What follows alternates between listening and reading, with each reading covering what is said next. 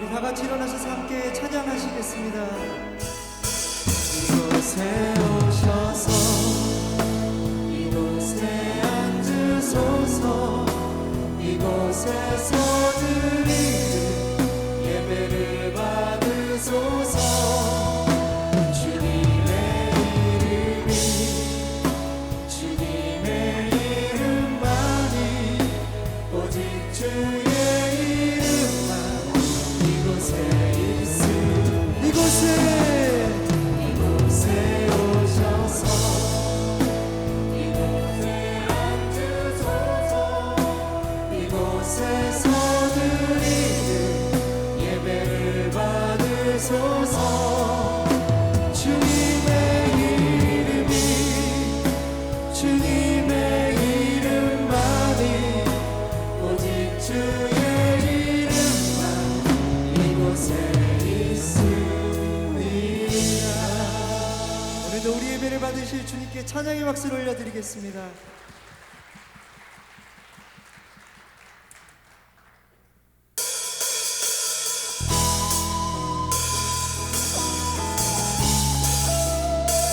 박수 치면서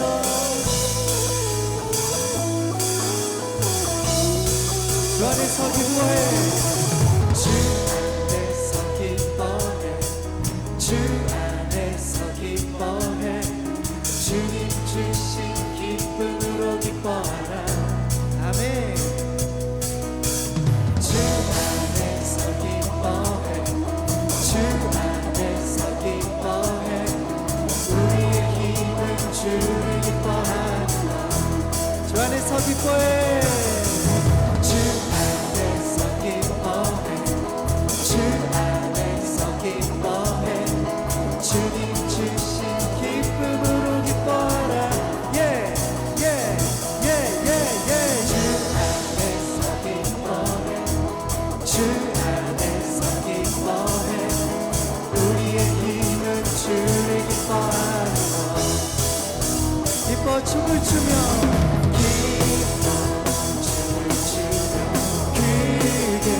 소리 높여 살아계신 주의 이름 마음 다해 찬양해. 주를 바라보는 새 힘드시리. 우리의 힘은 주를 기뻐하라. 기뻐 춤을 추며 춤을 추며 크게 소리 높여 살아계신 주의 이름 마음 다해 찬양해. 주를 바라볼 때 새 힘드시리. 우리의 힘은 주를 기뻐하는 것. 박수 치면서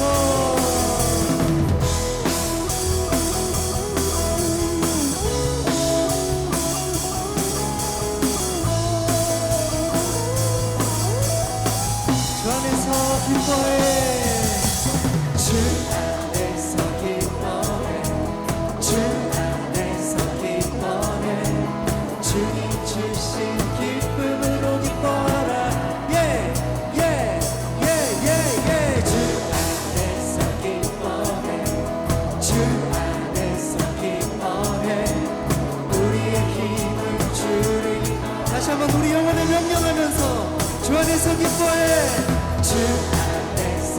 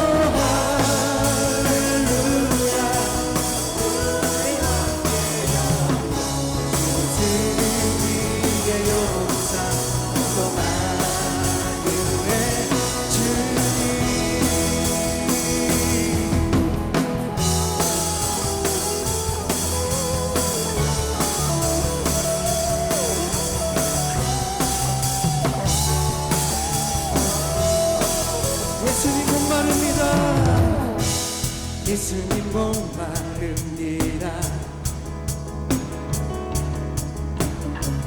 오시어 기름 부으소서. 주님을 사모합니다.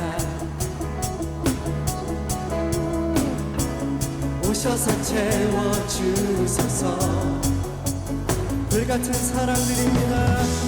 불같은 사랑들입니다. 나의 간구를 들으소서. 주님을 이 세상 어느 것보다 주님을 의지합니다.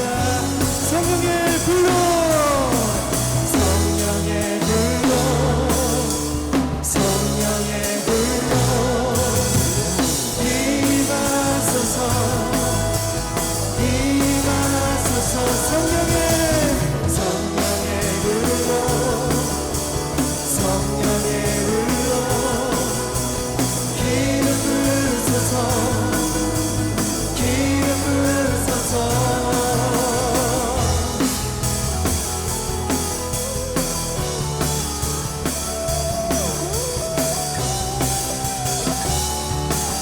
우리 한 번 더 예수님 목마릅니다. 예수님 목마릅니다. 오시어 기름 부으소서.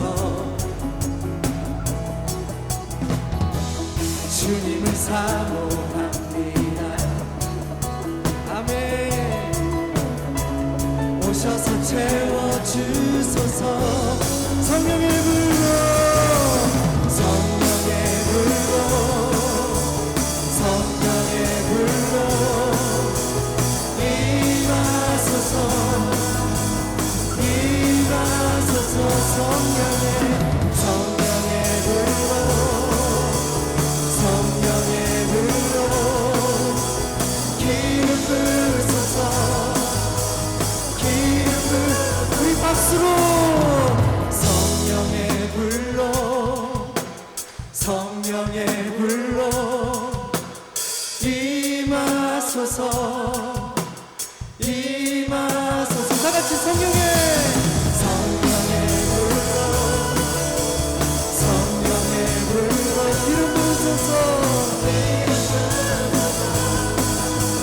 기름 성령의 불로, 성령의 불로, 성령의 불로 임하소서. 임하소서. 성령의 불로, 성령의 불로 기름 부으소서. 기름 부으소서. 성령의 불로 우리 위하신 주님을 찬양하고 높여드립니다. 송축해 내 영혼, 내 영혼은 거룩하신 이름. 이전에 없었던 노래로 나 주님을 경외해. 해가 뜨는 새아침,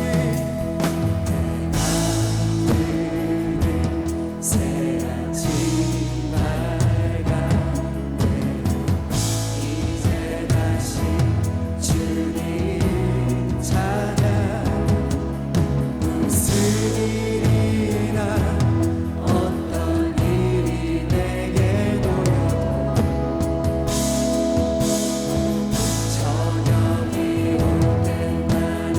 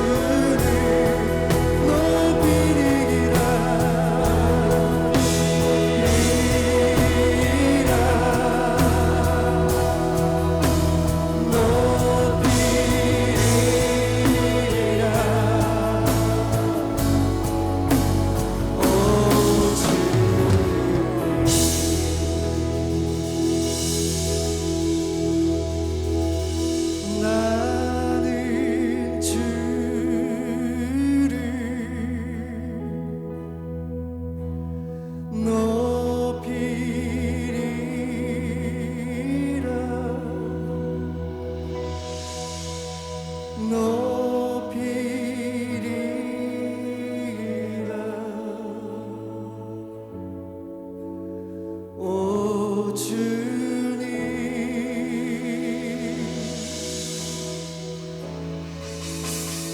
나는 주를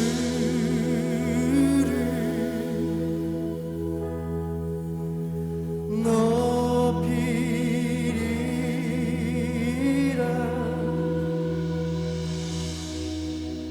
높이리라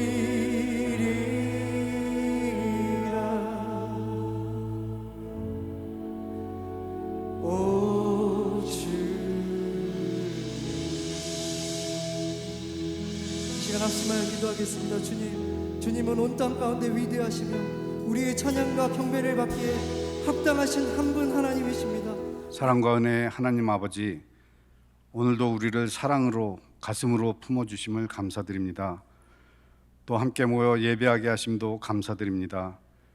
돌아보면 불순종의 시간도 많았지만 우리의 작은 신음에도 응답하시는 아버지께 감사드리며 우리의 모든 것과 숨소리까지도 주님의 영광을 위해 사용하게 하여 주시옵소서.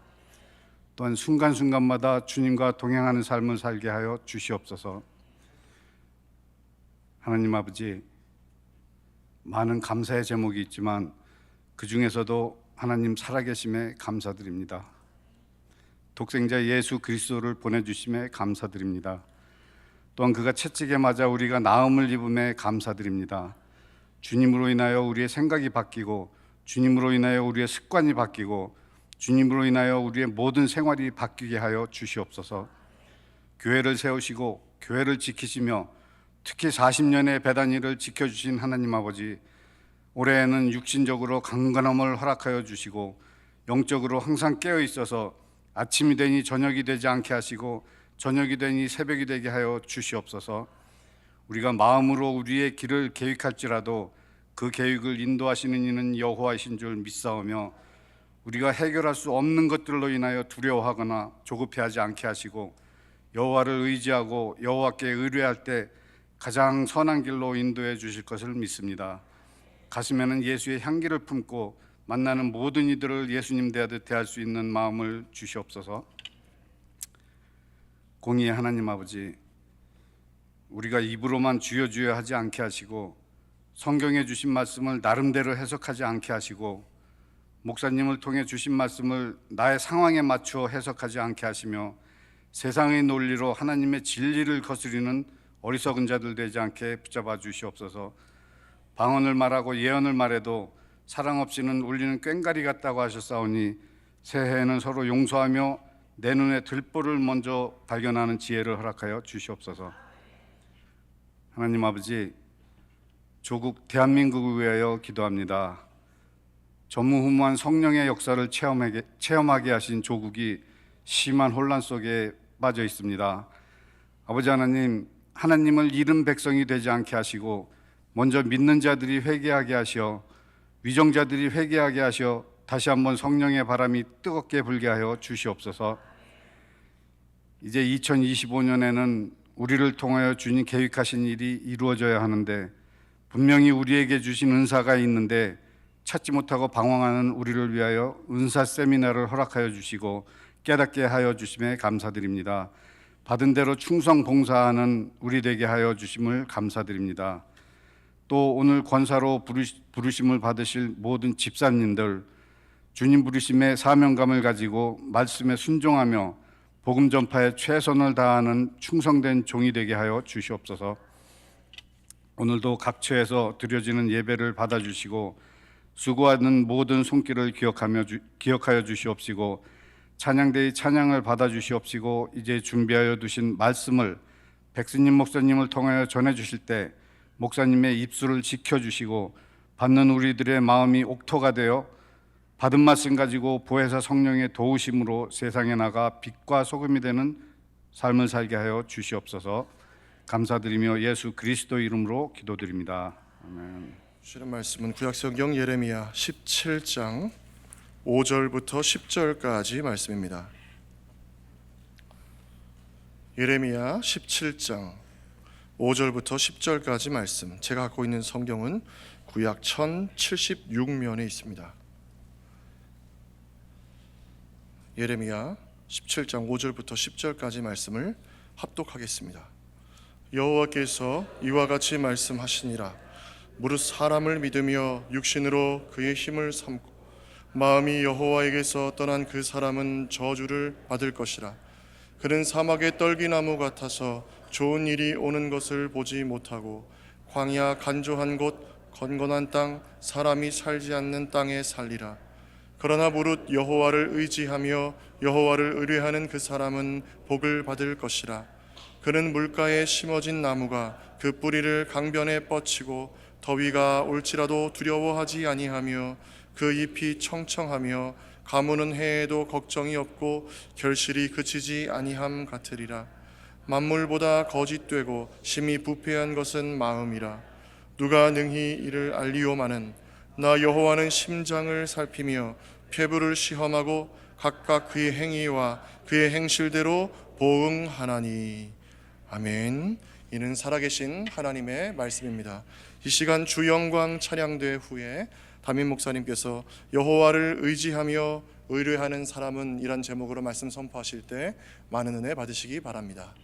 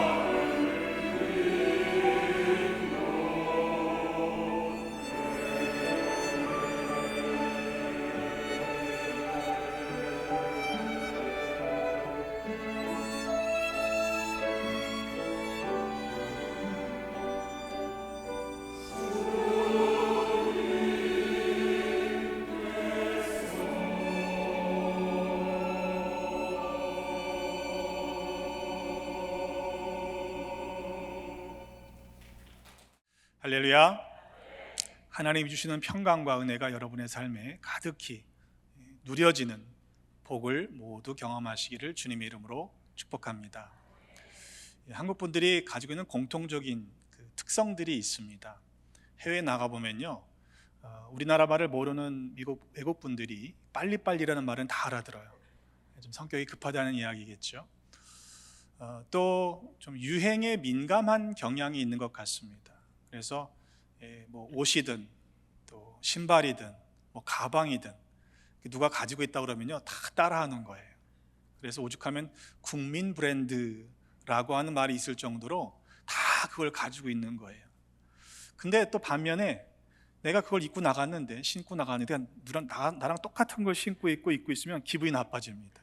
그래서 그보다 조금 더 한 단계 업그레이드 되어 있는 것들을 사려고 하는 그런 심리가 사람들에게 있습니다.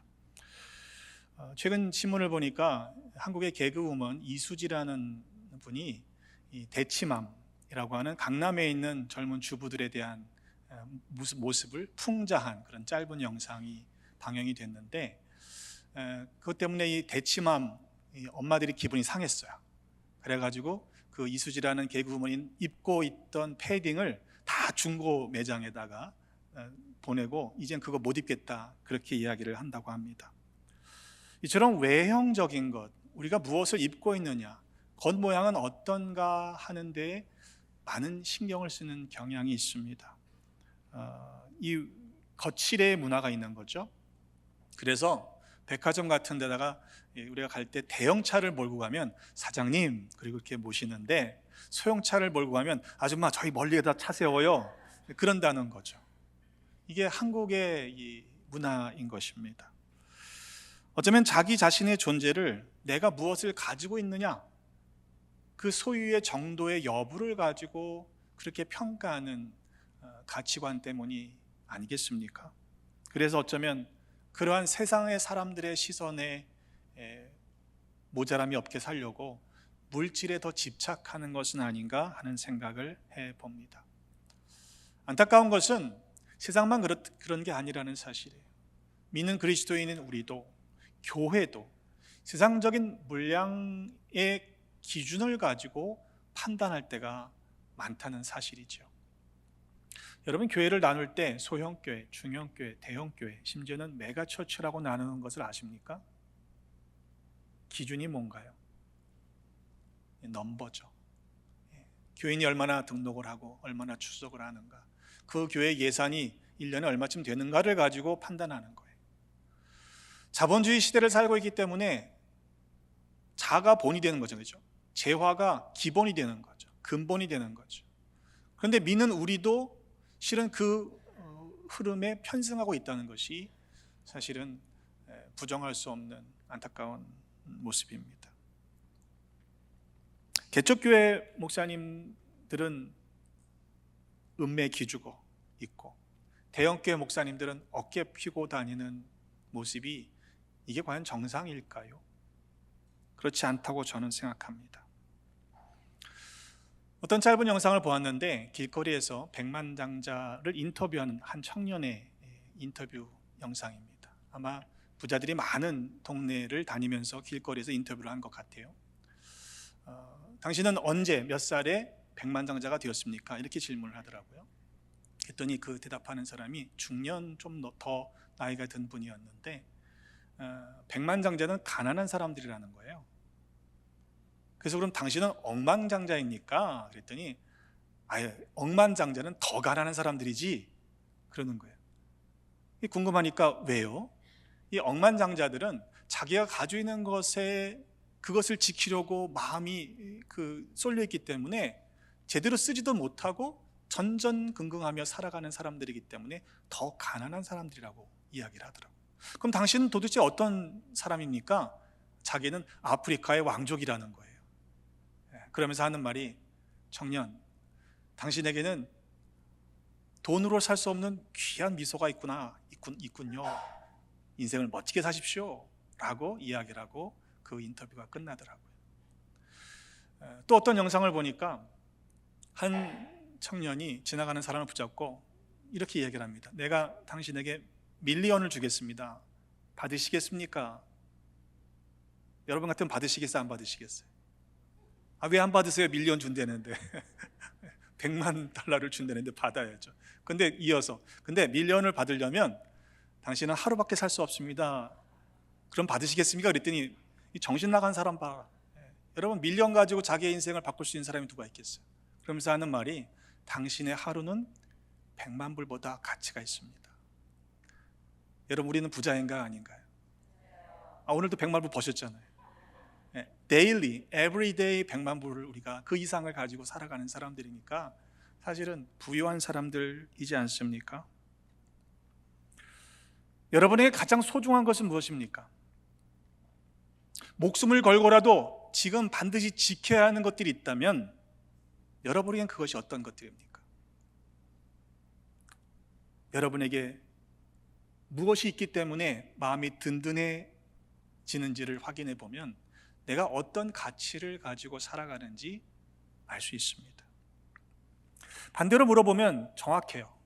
나는 어느 때에 마음이 불안해지고 초조해지는가? 돈이야 많을수록 좋은 거라고 생각이 듭니다. 하지만 돈을 사랑하는 것이 일만하게 뿌리가 된다고 분명히 사도는 경고했습니다. 돈 자체가 나쁜 것이라고 볼 수는 없죠. 그것에 마음을 두고 그것을 추구하는 삶이 얼마나 우리를 미혹하는지를 경고하는 말씀입니다. 우리에게 정말로 중요한 것들이 있다면 그걸 돈을 주고 살 수 있으면 참 좋겠는데, 잘 생각해 보세요. 정말로 중요한 소중한 것들은요, 돈을 주고 살 수 없는 것들입니다. 그래서 하나님은 우리에게 그것을 거저 주셨어요. 왜? 돈을 주고 살 수가 없잖아요. 여러분, 건강을 요즘에야 조금 돈이 많으면 건강을 어느 정도 유지하고 관리할 수 있지만 궁극적으로는 그 생명을 살 수가 있나요? 우리가 지금 의식하지 못해서 그럴 뿐이지 이 우리가 마시는 공기를 요즘에는 산소도 돈으로 만들어낼 수 있다고 하지만 근본적으로는 이 공기를 우리가 값을 지불하고 마시는 게 아니잖아요. 아파본 분들은 아세요. 내가 이 물 한 모금을 내 마음대로 마실 수 없다는 사실을 말합니다. 이 한 모금 넘기는 게 내 의지대로 안 된다니까요. 여러분, 이 한 호흡을 깊이 들이마시고 깊이 내쉬는 이 심호흡을 마음대로 쉴 수 없는 때가 있잖아요. 바꿔 얘기해 보면 하나님이 우리에게 오늘 주시는 이 호흡은, 내게 주시는 이 생명의 귀한 시간들은요, 하나님이 우리가 돈으로 살 수 없기 때문에 주신 선물이다 라는 사실을 우리는 감사해야 합니다. 오늘 그런 맥락에서 한번 오늘 본문의 말씀을 살펴보기를 원합니다. 여호와께서 이와 같이 말씀하시니라. 무릇 사람을 믿으며 육신으로 그 힘을 삼고 마음이 하나님 여호와께서 떠난 그 사람은 저주를 받을 것이라, 그렇게 말씀했어요. 그렇다고 저주까지 하실 건 없잖아요. 그런데 성경적으로 보면 하나님을 떠난 것이, 그것이 화라는 사실을 분명히 말씀하고 있습니다. 시편 73편 28절의 말씀에 보면 하나님께 가까이 함이 내게 복이라.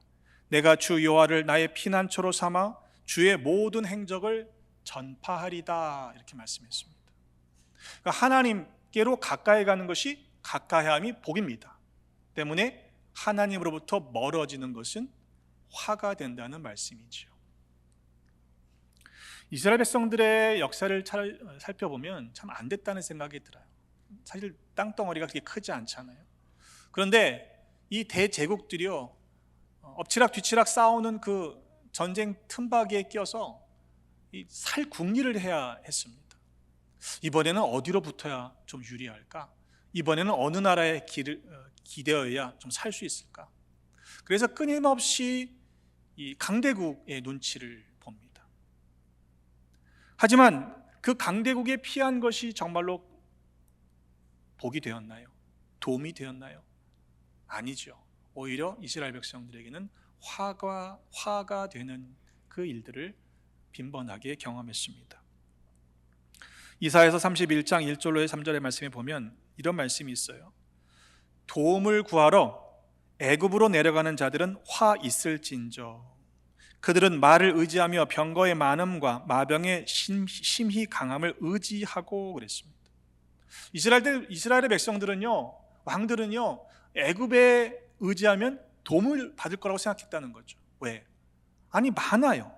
말도 많고요, 병거도 많고요, 마병은 심히 강했다고 그랬어요. 그러면 애굽의 군사들을 의지하면 도움이 될 줄 알았는데 아니라는 거예요. 왜? 하나님께서는 하나님을 구하지 않은 그 백성을 그대로 내버려 두시지 않기 때문에 그렇습니다. 여호와께서도 지혜로우신즉 재앙을 내리실 것이라. 그의 말씀들을 변하게 하지 아니하시고 일어나사 악행하는 자들의 집을 치시며 행악을 돕는 자들을 치신다고 말씀하고 있어요. 왜입니까? 애굽은 신이 아니라는 거예요. 그들의 말들은 육체고 영이 아니기 때문에 여호와께서 그의 손을 펴시면 돕는 자도 넘어지며 도움을 받는 자도 엎드러져 다 함께 멸망하게 될 것이라고 말씀하고 있습니다. 우리 눈에 보일 때 강해 보여도 많아 보여도 그것을 의지하는 것 결국에는 망하게 되는 일이라는 말씀입니다. 아마 이민자들 가운데 그런 이야기를 하시는 분들을 종종 만난 적이 있을 겁니다. 내가 하나님을 믿느니 차라리 내 주먹을 믿겠다. 혹시 그런 분 만나신 적 있으시죠? 그렇죠? 근데 이게 얼마나 교만한 이야기입니까? 내 주먹을 믿겠다. 근데 이게 표현만 다를 뿐이죠. 실은 내 손으로 쌓아놓은 것을 믿고 의지하는 것, 그것은 자기 주먹을 믿는 것과 다르지 않습니다. 문제는 성경이 자기 주먹을 믿는 것, 자기 손으로 쌓아놓는 것을 믿는 그것을 우상 숭배라고 말하고 있다는 사실이에요. 시편 115편 4절의 말씀에 보니 그들의 우상들은 은과 금이요 사람이 손으로 만들어 놓은 것이라고 했어요. 여러분, 손으로 만들어 놓은 것, 내가 만들어 놓은 것을 믿고 의지한다고 그것이 나를 지켜주느냐? 그렇지 않잖아요. 무릇 사람을 믿으며 육신으로 그의 힘을 삼고 마음이 여호와에게서로부터 떠난 사람들은 어떤 저주를 받는다고 말씀하고 있습니까? 그는 사막의 떨기나무 같아서 좋은 일이 오는 것을 보지 못하고 광야의 간조한 곳, 건건한 땅, 사람이 살지 않는 땅에 산다고 말씀하고 있어요. 여러분 한번 그림을 그려보세요. 상상해 보세요. 사막 한가운데 그렇게 떨기나무 같이 볼품없는 모습으로 살아가는 것이 사람을 의지하는, 하나님으로부터 떠난 사람들의 모습이라는 말씀입니다. 사실 이스라엘 백성들에게는 분명히 하나님께서 가나안 땅, 그 풍요의 땅에 들어가시기 전에 수없이 반복해서 가르치시고 경고하셨습니다. 신명기 4장 24절의 말씀에 모세를 통해서 주신 말씀이 무엇입니까? 내 하나님 여호와는 소멸하는 불이시오 질투하시는 하나님이시라. 네가 그 땅에서 아들을 낳고 손자를 얻으며 오래 살 때에, 그 풍요의 땅에서 그렇게 평안하게 살 때 조심하라는 것이죠. 만일 스스로 부패하여 무슨 형상의 우상이든지 조각하여 네 하나님 여호와 앞에 악을 행함으로 그의 노를 일으키면 어떤 일을 당하게 될 것이냐? 요단을 건너 얻게 되는 그 땅에서 속히 망할 것이다. 거기에서 너희의 날이 길지 못할 것이다. 여호와께서 너희를 여러 민족 가운데 흩으시고 그리고 너희를 쫓아 보내실 그 여러 민족 중에서 너희의 남은 수도 많지 않게 될 것이다. 너희는 거기서 사람의 손으로 만든 바 보지도 못하고 듣지도 못하고 먹지도 못하고 냄새도 맡지 못하는 목석의 신들을 섬기게 될 것이다. 경고하셨어요. 여러분, 사람의 손으로 만들어 놓은 그 목석의 신들이 이방 사람들이 섬기는 신이잖아요. 어떻게 사람의 손으로 만들어 놓은 것이 자신들을 보호해 줄 수 있다고 믿냐? 이 말입니다. 그런데 그렇게 분명히 경고하셨음에도 불구하고 이스라엘 백성들은요, 하나님의 말씀을 듣질 않았습니다. 어떻게 되었습니까? 이사야서 2장 6절로 8절에 보면 이 블레셋 땅, 가나안 땅에 들어갔을 때 블레셋 사람들이 점치는 것을 흉내냈어요.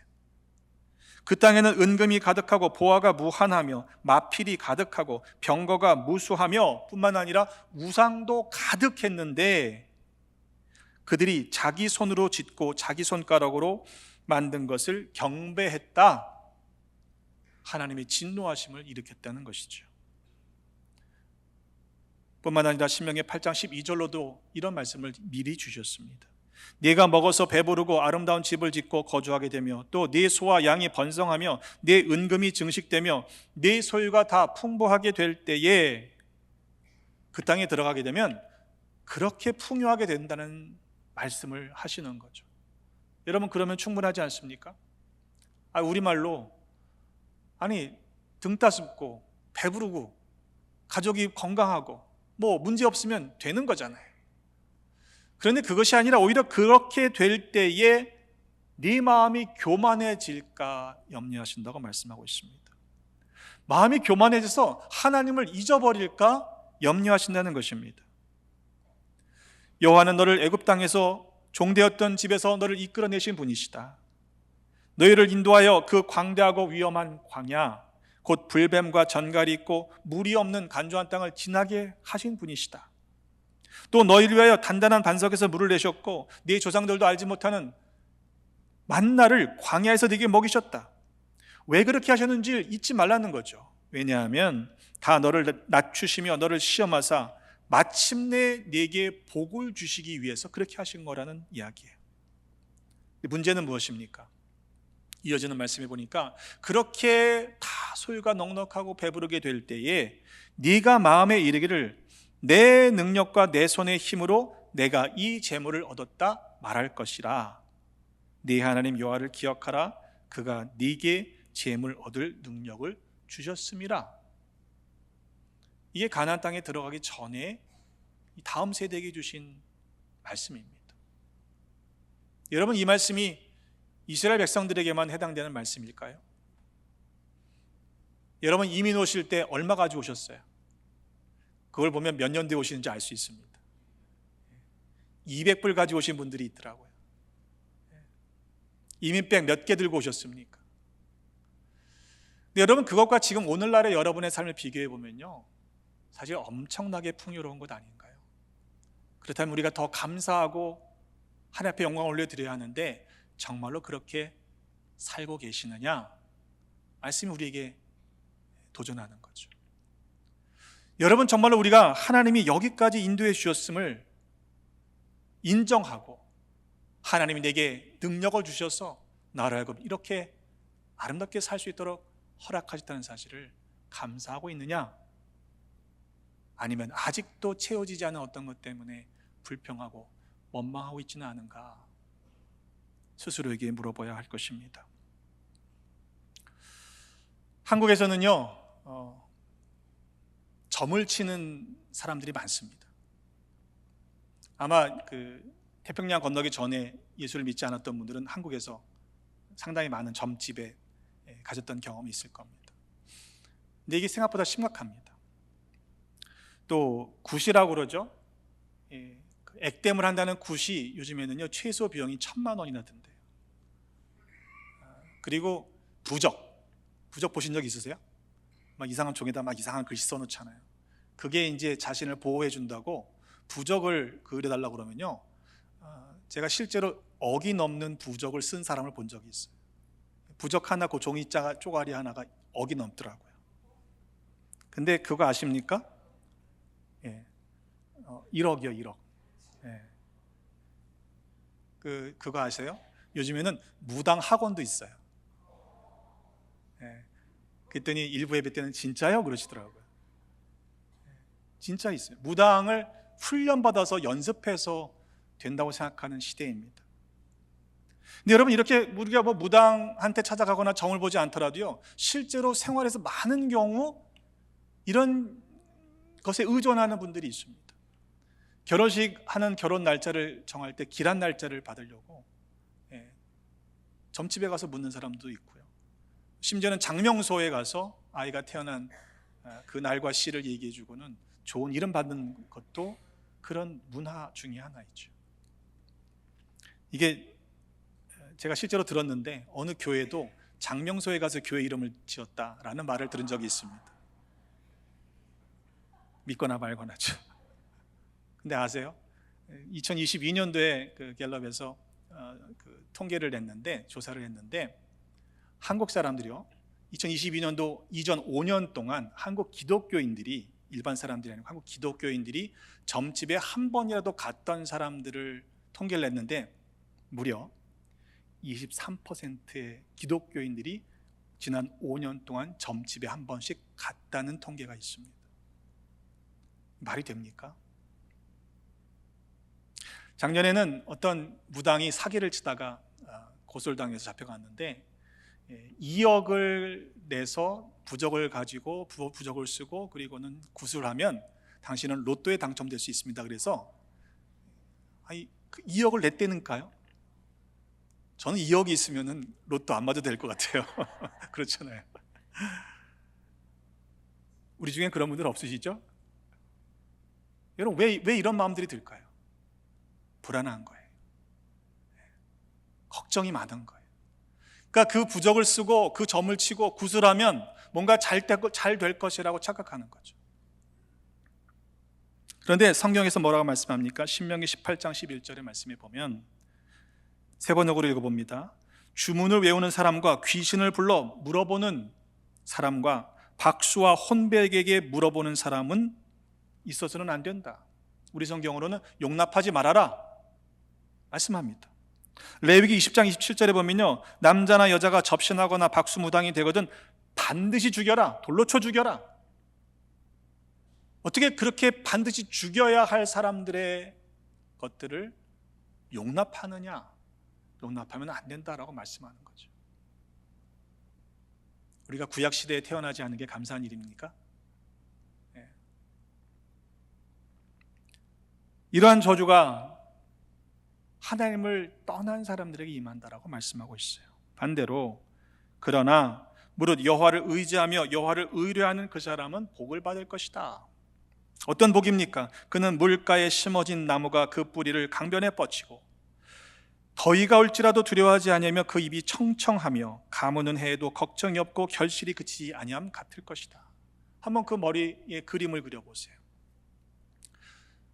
사막 한가운데 떨기나무의 모습과 강변 물가에 심겨진 나무가 뿌리를 깊이 내리고 더위가 찾아와도 걱정이 없고 심한 가뭄에도 잎이 푸릇푸릇하고 열매를 많이 맺는 모습을 한번 비교해 보세요.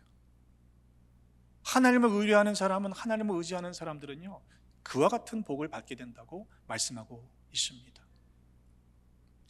한자를 봐도 이 의지, 의뢰라는 단어가 굉장히 성경적인 단어라고 저는 생각합니다. 의자의 의자는요, 사람인변에 옷 의자를 사용해요. 사람이 추웠을 때 옷을 껴 입어야만 추위를 피할 수 있듯이 그 의지한다라는 것은 그런 의미라는 이야기입니다. 추울수록 더 많은 옷을 껴입게 되죠. 지탱할 지자는요, 사람이 손으로 나뭇가지를 붙잡고 있는 모습을 형상화한 상형 문자입니다. 간절하면서 할수록 어떻게 해요? 그 나뭇가지를 꼭 잡아야 되잖아요. 그렇죠? 그게 의지라는 단어예요. 의뢰의 뢰자는 그것은 옛날에 화폐가 없을 때 조개, 그 조개를 가지고 화폐를 대용했던 시절이 있었는데, 고대에 마치 조개에다가 칼로 조각을 내서 그것을 여러 개를 모아둔 것을 누구인가 믿고 맡기는 것이 의뢰한다는 뜻이라, 이렇게 사전은 설명합니다. 어떤 사람에게 여러분의 것을, 재화를, 보물을, 물질을 맡길 수 있어요? 아무한테나 안 맡기시죠? 그렇죠? 그것을 믿을 만한 사람에게 맡기는 겁니다. 근데 마치 의뢰인, 의뢰자는 그 사람을 믿기 때문에 자기의 보물을 맡길 수 있는 것처럼 하나님도 그렇게 믿고 맡길 수 있어야 한다는 말씀이죠. 히브리어의 의뢰하다는 단어, 의지한다는 단어도 동일한 맥락에서 해석될 수 있습니다. 원어를 보면 신뢰하다, 매달리다, 절벽에서 뛰어내릴 때의 간절함 같은 것으로 그 매달리는 그런 절박한 심정을 가리키는 단어가 의뢰하다라는 단어입니다. 입술로만 하나님을 부르는 것이 아니라 하나님이 안 되면 안 된다, 절대로 안 된다라고 하는 간절한 마음, 절박한 마음이 이 의지한다라고 하는 단어에 담겨 있다는 것이에요. 하나님을 간절히 붙잡았기 때문에 평안할 수 있는 것입니다. 하나님에 대한 신뢰가 있기 때문에 어떠한 상황 속에서도 불안해하거나 흔들리지 않게 된다는 말씀이에요. 시편 56편 11절의 말씀에 보면 내가 하나님을 의지하였은즉 두려워하지 아니하리니 사람이 내게 어찌하랴. 여러분, 만약 우리가 사람을 보면서 어떻게 될까봐 불안해하고 두려워하고 있다면 우리는 하나님을 의지하지 않는 것이다 라고 말할 수 있을 것입니다. 바라기는 하나님을 믿고 의지하심으로 어떠한 상황 속에서도 불안해하거나 염려하지 말고 견고히 세워지는 믿음의 사람들이 되시기를 주님의 이름으로 축복합니다. 어떤 한 남자가 산행을 하다가 그만 실수로 미끄러져서 낭떠러지 계곡으로 굴렀습니다. 근데 간신히 나뭇가지를 붙잡게 되었어요. 얼마나 절박하겠습니까? 시간이 지나면서 손에 힘이 빠져가기 시작합니다. 소리를 질러도 사람의 흔적은, 인적은 느껴지지 않습니다. 그러다가 하나님을 믿지 않는 사람이겠지만 하나님을 불렀어요. 하나님이 계시다면 나를 좀 살려주십시오. 간절하게 외쳤습니다. 그때 진짜로 음성이 들리더래요. 내가 하나님이다.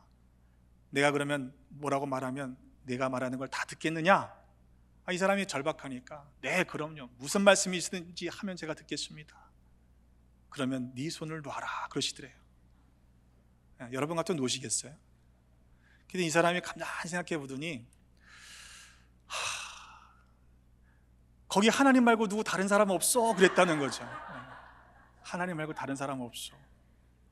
근데 사실은 그 낭떠러지라서 잘 안 보여서 그렇지 그가 손을 놓으면 발을 디딜 수 있는 그런 안전한 곳이 있었다는 이야기를 책에서 읽었습니다.